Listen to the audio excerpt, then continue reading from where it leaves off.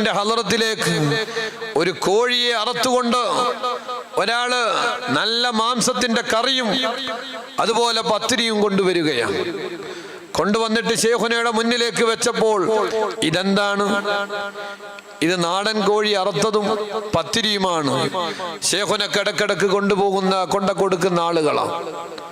ശൈഖുന അതിലേക്കൊന്ന് നോക്കിയിട്ട് പറയുന്നു, മോനെ, മകനെ,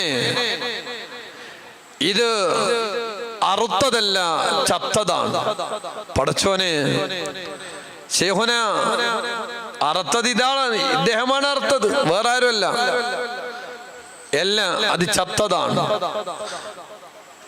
ആ സമയത്ത് സുന്നിയായ ശൈഖുനെ മഹബത്ത് വെക്കുന്ന ഒരാൾ അറുത്തു കൊണ്ടുവന്നിട്ട് ശൈഖുനത് പറഞ്ഞപ്പോൾ ഞെട്ടിപ്പോയി.